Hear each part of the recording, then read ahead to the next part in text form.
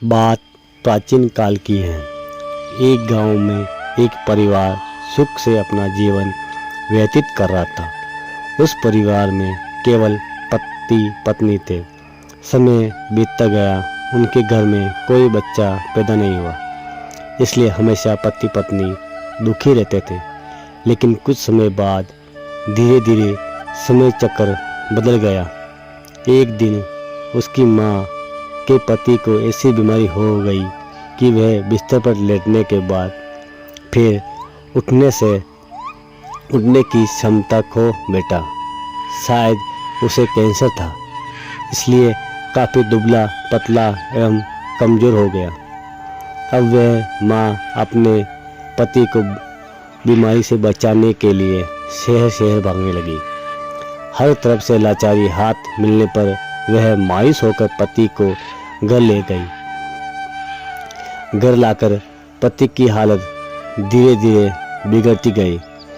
इस दौरान पति को पता चला कि उसकी पत्नी पेट से है।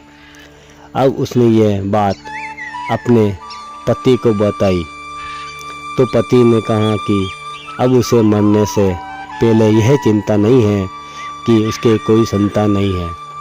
अब यदि मैं मर भी जाऊं तो ये बच्चा जन्म लेगा और आपके जीवन का सहारा बनेगा और आपके बुढ़ापे की छड़ी बन जाएगा। तुम अपना जीवन बच्चे के साथ व्यतीत करना। यह सब कहकर पति ने अपने प्राण त्याग दिए।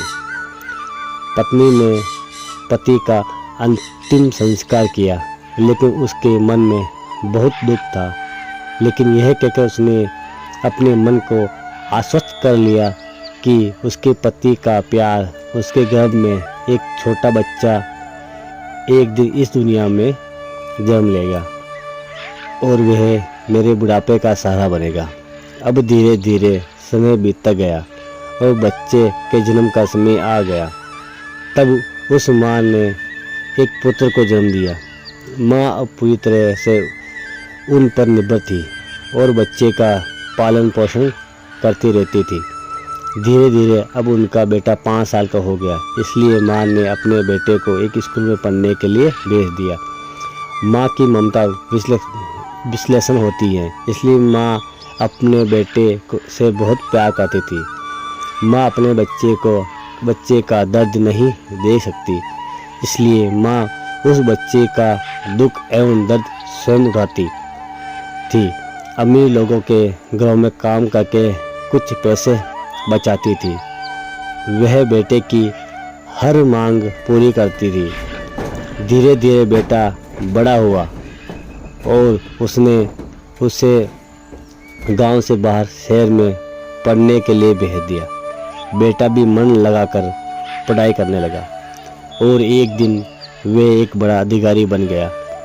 जब माँ को इस बात का पता चला तो वह बहुत खुश हुई कि उसके जीवन के सभी संकट अब उसके बेटे द्वारा काट दिए जाएंगे।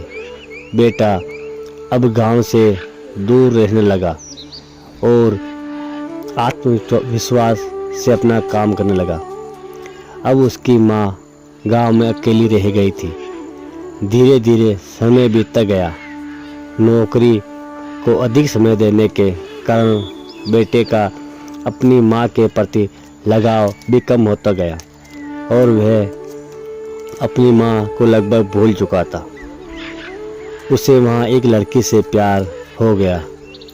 जब उसने लड़की को अपनी माँ के बारे में बताया तो लड़की ने कहा कि अगर वह यह सब अपनी माँ को बताएगा तो वह हमारी शादी के लिए तैयार नहीं होगी। इसलिए उसने बिना अपनी माँ को बताए शादी कर ली और लड़की ने अपने माता पिता से मिलकर शादी कर ली। अब वह बेटा अपनी पत्नी के प्यार में इतना फंस गया कि वह अपनी माँ के सारे कष्ट भूल गया। जब उसकी माँ को इस बात का पता चला तो उसे बहुत दुख हुआ, लेकिन वह यह सोचकर माँ अपने मन को समझा लेती कि एक दिन उसका बेटा जरूर आएगा। समय बीत रहा था और माँ भी अब बूढ़ी हो रही थी। गांव के लोग भी उसे कहने लगे कि उसका बेटा अब कभी नहीं आएगा। लेकिन उस माँ के मन में उम्मीद थी कि एक दिन उसका बेटा जरूर आएगा। उधर बेटा पत्नी के प्यार में फंसकर माँ को पूरी तरह भूल चुका था। यहाँ धीरे धीरे माँ भी इतनी बूढ़ी हो गई कि माँ को चलने फिरने में परेशानी होने लगी।